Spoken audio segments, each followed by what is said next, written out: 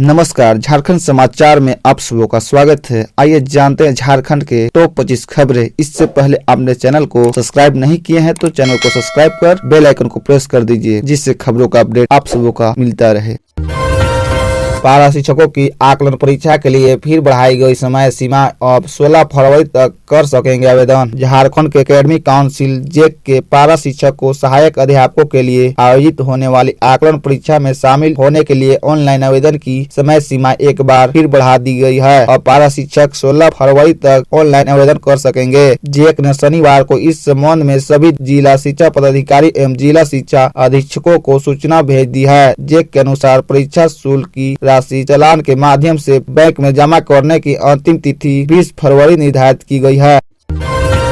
बिहार के deputy CM बनने के बाद पहली बार झारखंड आए तेजस्वी यादव, बोले महागठबंधन को करेंगे गोलबंद। बिहार के डिप्टी सीएम बनने के बाद पहली बार तेजस्वी यादव शनिवार 11 फरवरी को झारखंड की राजधानी रांची पहुंचे। बिरसा मुंडा एयरपोर्ट पर पहुंचते ही राजद के नेता और कार्यकर्ताओं ने गर्मजोशी के साथ तेजस्वी यादव का स्वागत किया। 2 दिवसीय झारखंड दौरे पर आए बिहार के डिप्टी सीएम ने पत्रकारों से कहा कि चुनाव से पहले महागठबंधन को गोलबंद करेंगे और एक साथ चुनाव लड़ेंगे। मुख्यमंत्री हेमंत सोरेन ने की मुलाकात। रांची एयरपोर्ट में पत्रकारों से बात करते हुए तेजस्वी यादव ने कहा कि चुनाव से पहले महागठबंधन को गोलबंद करेंगे और एक साथ चुनाव लड़ेंगे। तेजस्वी ने कहा कि सभी पार्टियां चाहती है कि ज्यादा से ज्यादा सीटों पर चुनाव लड़े, लेकिन जिस क्षेत्र में जो पार्टी मजबूत है वहां उस पार्टी को मौका मिलना चाहिए। इससे हम अपनी ताकत को बढ़ा सकते हैं, तभी मजबूती के साथ चुनाव लड़ने में सक्षम होंगे। श्री यादव शनिवार की दोपहर मुख्यमंत्री हेमंत सोरेन से भी मुलाकात की। झारखंड ज्वेलरी शॉप में दिन दहाड़े करीब 50 लाख की लूट। 10 मिनट में हथियार के बल पर ऐसे दिया वारदाता को अंजाम। NH 75 पर मांडर के मिशन स्थित शंकर एंड सन्स ज्वेलर में शनिवार को दिन दहाड़े लूट की घटना को आरोपियों ने अंजाम दिया। हथियार का भय दिखाकर अपराधियों ने करीब 50,000 से अधिक के सोने चांदी गहने लूट लिए। लूट की यह घटना दुकान में लगे CCTV कैमरे में कैद हुई है। इसके आधार पर मांडर पुलिस लूट को अंजाम देने वाले अपराधियों की तलाश में जुट गई है। यह घटना दोपहर करीब 2:30 बजे की है। करीब 10 मिनट तक लूटपाट के बाद दोनों अपराधी दुकान के मालिक 2 अन्य का मोबाइल लेकर आराम से बाहर निकले और बाहर खड़ी बाइक में सवार होकर फरार हो गए। मंडार थाना प्रभारी विनय कुमार यादव ने बताया कि अपराधियों की गिरफ्तारी की तलाश में पूरे इलाके की नाकाबंदी कर दी गई है और उनकी गिरफ्तारी के लिए संभावित इलाकों में छापेमारी भी की जा रही है।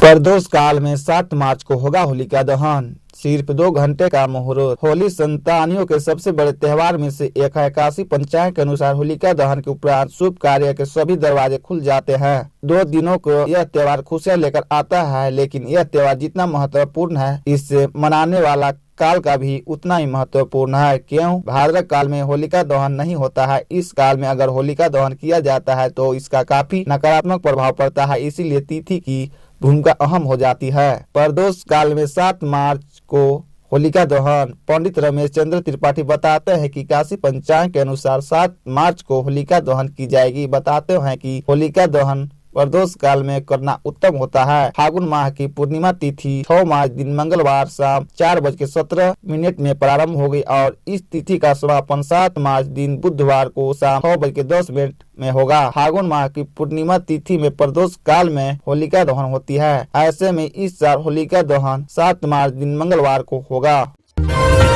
राष्ट्रीय लोक अदालत। झारखंड की अदालतों में लंबी 57,913 मामलों का बोझ हुआ कम। कुल 4,55,983 मामले निपटे। नालसा के दिशा निर्देश के आलोक में Jharkhand state legal services authority की ओर से पूरे राज्य में आयोजित वर्ष 2023 की पहली राष्ट्रीय लोक अदालत में 4,55,983 मामले निष्पादित किए गए। खास बात यह रही कि राज्य भर की अदालतों में लंबी 57,913 मामलों का बोझ कम हुआ। प्राइवेट लिटिगेशन के 3,98,070 मामलों का समाधान राष्ट्रीय लोक अदालत में किया गया। इसके लिए लगभग 200 से अधिक बेंचों का गठन किया गया था। लोक अदालत के दौरान लगभग 3 अरब 84 करोड़ 89,55,630 रुपए की राशि का सेटलमेंट किया गया। हाथ से हाथ जोड़ो अभियान में मल्लिकार्जुन खड़गे बोले, कार्यकर्ता घर घर पहुंचकर नफरत मिटाइए। कांग्रेस के राष्ट्रीय अध्यक्ष मल्लिकार्जुन खड़गे ने साहिबगंज के गुमानी में हाथ से हाथ जोड़ो अभियान की शुरुआत की। कार्यक्रम की शुरुआत राष्ट्रीय गीत वंदे मातरम के साथ हुई। कार्यक्रम में संबोधित करते हुए उन्होंने कहा कि कांग्रेस कार्यकर्ता घर घर पहुंचकर नफरत मिटाई और भाईचारा लाइए। राहुल गांधी का यही संदेश लेकर वे आए हैं तो पूरे देश में बिजली की आपूर्ति नहीं होती। यहाँ के कोयले से पूरा देश रोशन होता है। महंगाई तेजी से बढ़ रही है। भाजपा ने कहा था कि सत्ता में आने पर महंगाई कम कर देंगे। हमारे नेता जब महंगाई के बारे में पूछ रहे हैं तो वे जवाब नहीं दे पा रहे हैं। जिनके पास जवाब नहीं होता वे इधर उधर ही बातें करते हैं।